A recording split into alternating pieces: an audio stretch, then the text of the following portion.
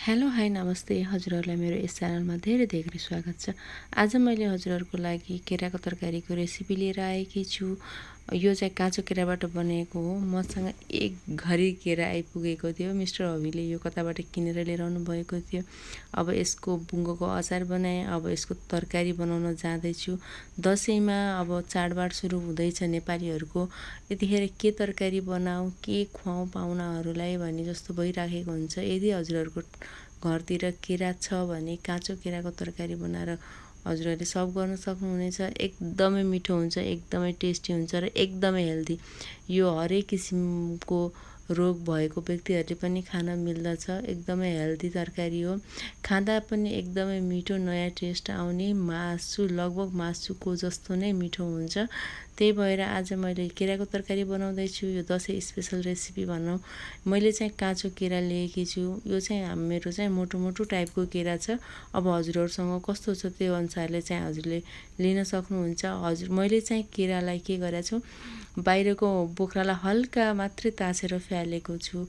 मैले पुरै बोक्रालाई पिल गरेको छैन। हजुरहरूले पुरै बोक्रालाई पिल पनि गर्न सक्नुहुन्छ। बाहिरको सबै हरियो बोक्रालाई फ्यालेर भित्रको सेतो केरालाई मात्रै तरकारीको रूपमा नै बनाउन सक्नुहुन्छ।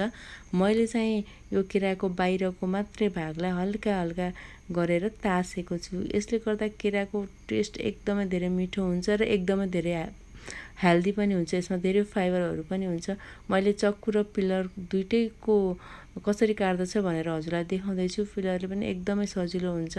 मजाले आलु कटर हुन्छ नि, आलु छिल्ने हो, त्यसले मजाले छिल्यो भने मजाले बाहिरको लेयर मात्रै मैले चाहिँ फ्यालेर अरू चाहिँ अब धोएर राम्ररी धोएर मलाई चाहिने जति मैले चाहिँ यो केराहरू सबैलाई तासेर लिएकी छु। अब म यसलाई धोएर पखालेर लिँदैछु। मैले सबै अब चाहिँ मैले यसलाई चाहिँ गोलो गोलो गरेर काट्दैछु। चक्कुको हेल्पले काट्दैछु। मैले सिधै बलमा नै ट्रान्सफर गरेँ। हजुरले चपिङ बोर्ड युज गरेर पनि काट्न सक्नुहुनेछ। मैले चाहिँ यस्तो सेप बनाएँ। हजुरहरूलाई कस्तो सेप मनपर्छ त्यो अनुसारले काट्न सक्नुहुन्छ। मैले बाहिरको बोक्रा किन नफालेको भने यसमा एकदमै धेरै फाइबर हुन्छ, एकदमै धेरै हेल्दी हुन्छ र टेस्ट पनि मिठो आउँछ।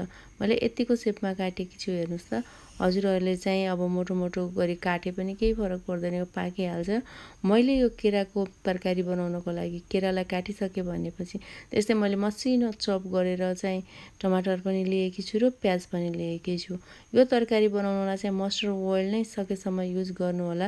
यदि मस्टर्ड ओइल खानुहुन्न भने हजुरहरूले ओलिभ ओइल अथवा अरू कुनै पनि ओइल युज गर्न सक्नुहुन्छ। मैले चाहिँ मस्टर्ड ओइल नै युज गरेँ। मस्टर्ड ओइल अलि धेरै हालेर यसलाई मजाले फ्राई गर्ने पहिला। हजुरहरूले यसलाई फ्राई नगरिकन सिधै टमाटर प्याजहरू हालिसकेर पाकिसकेपछि पनि ट्रान्सफर गर्न सक्नुहुन्छ। मैले चाहिँ यसलाई फ्राई गरेँ। यसले गर्दा यसको टेस्ट एकदमै धेरै मिठो आउँदछ। यसमा मैले नुन पनि हालेँ। यसले गर्दाखेरि टेस्ट एकदम मिठो हुन्छ। अब नुनिलो पनि हुने भयो, त्यसले गर्दा नुन हालेँ। थोरै नुन हाल्दैछु किनकि तरकारीमा फेरि हामीले नुन हाल्नुपर्ने हुन्छ होइन।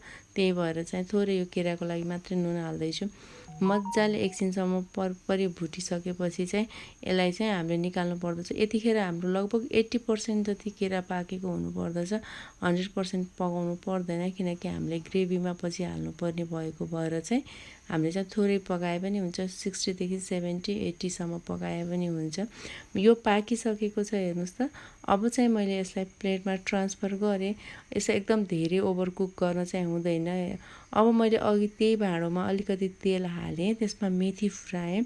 त्यसपछि मैले ड्राई स्पाइसेसहरू चाहिँ हालेँ। हजुरसँग के छ त्यो हाल्न सक्नुहुन्छ अथवा स्किप पनि गर्न सक्नुहुन्छ।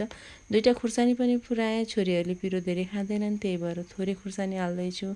अब चाहिँ मैले चाहिँ यसमा अघि मसिनो गरी काटेर राखेको प्याजलाई चाहिँ परपरी भुट्दैछु। एकदमै धेरै कालो गर्ने गरी चाहिँ भुट्ने होइन। पहिला यसलाई चाहिँ हल्का ट्रान्सप्यारेन्ट होस् त्यतिखेरसम्म चाहिँ मैले प्याजलाई भुट्दैछु। हेर्नुहोस् त, यतिको भयो। मैले तेल चाहिँ अलिक कम नै युज गरेको भएर चाहिँ यति धेरै तेल देखेको छैन। अब यसमा मैले 1 चम्चा चाहिँ अदुवा र लसुनको पेस्टलाई हालेर मजाले एकछिनसम्म चलाएँ। त्यसपछि चाहिँ मैले यसमा टमाटर हालेँ। टमाटर हालेर एकछिन चलाएपछि चाहिँ मैले यसमा स्वादअनुसारले नुन हाल्दैछु। टमाटरमा नुन हाल्यो भने टमाटर चाँडै गल्दछ। त्यही भएर म जहिले पनि टमाटरमाथि नै नुन चाहिँ राख्ने गर्दछु। मैले 1 स्पुन नुन राखेँ। त्यस्तै मैले बेसार पनि राखेँ। त्यस्तै मैले यो चाहिँ धनियाँको धुलो हो, घरमा नै बनाएको। हो यसलाई पनि राखेर मजाले चलाएँ। यसमा मसलाहरू हालेर हामीले एकछिनसम्म फुट्नु पर्दछ, फ्राई होस् राम्रोसित।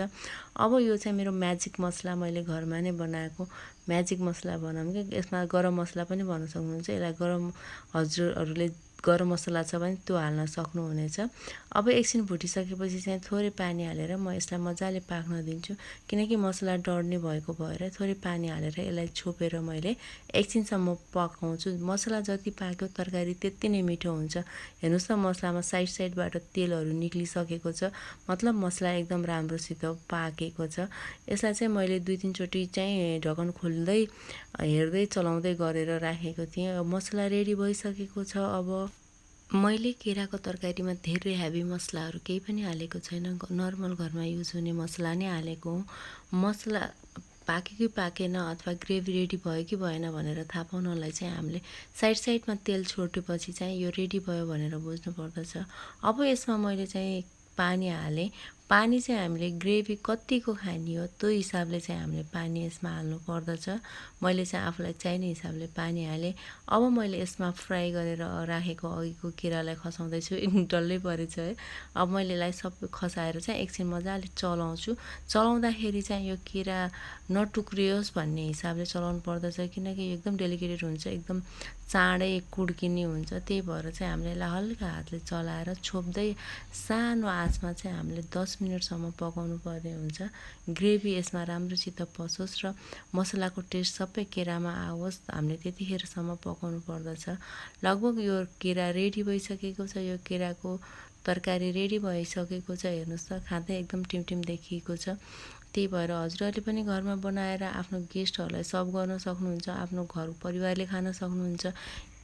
यो दसैँमा आफ्नो परिवार र आफन्तलाई मिठो केराको तरकारी पकाएर सर्भ गर्नुहोस्, पक्कै पनि खुसी हुनुहुन्छ।